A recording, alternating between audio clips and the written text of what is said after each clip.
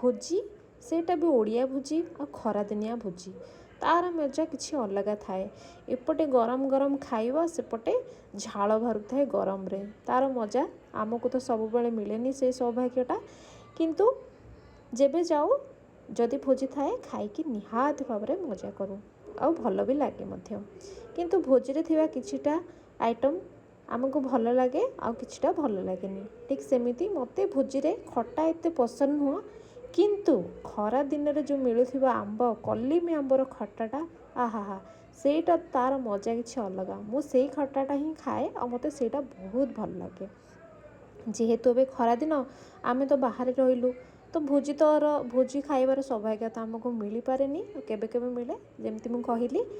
सेतिपई आज जेहेतु मार्केट रु मु कलिमी आंब नहीं आसली तो भाविली चलो आज भोजी स्टाइल रे सोरिष बटा देकी खट्टाटे मु बनेबी कलिमी खट्टा तो लगी पड़ी आंब काटिली आंब काटिबारे जो कष्ट सेटा को बाड़ी कुटुणा बाड़ी रे बाड़े बाड़े ताकू मु काटिली बहुत कष्ट रे किंतु जहाँ भी हो काटिदेली काटला पर ये मु मसला बाटली मसला रे आपण खाली सोरिष आउ रसुण आउ सुखिला लंका नेबे ये जीरा आम नेबानी तो ताकू भल भाव में पेस्ट करदेली पेस्ट करके तापरे मुझे खट्टाटा बसैली आपन जदि चाहिए इथिरे पियाज ऐड करि परिए मु किंतु करिनथली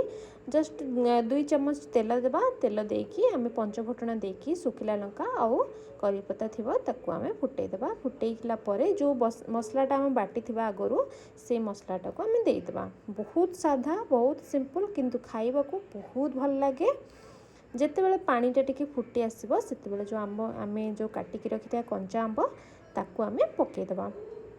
पकेला परे टिके समय फुटेबा को छाड़ देबा टिके समय फुटला परे आमे एथिरे कोन करबा चीनी पकै देबा चीनी पकै सारला परे देखो आंबटा जिते बेले आम टिके सीझिबो सांगे सांगे आपन पकेबेनी कहीं जदि आपन सांगे सांगे चीनीटा पकाउछंती ताला आंबटा टांसिया हो जिवो आउ भल भाव में सीझिबोनी तेणु आंबटा टिके सीझिला परे ही आम एठी चीनी पकेबा। मीठाटा आपनको टेस्ट अनुसार पकेबे जदि आपको बेसी मीठा पसंद ताले अधिक पकातु जदि कम ताले कम पकातु। तापरे एठी मु हिंगु टिके पकेली हिंगुटा आपन फुटेला टाइम रे भी पके परिए किंतु पछरे जदि पकांती तार बासनटा बहुत भल आसे। तो हमर खट्टा बनिकी रेडी एमती खट्टा बनातु और घरे भोजीर मजा नियंतु। जो मैंने स्पेशली बाहर रोचंती तांको तो बहुत भल लागियो। एटा मु फ्रिज रे बहुत दिन थिला माने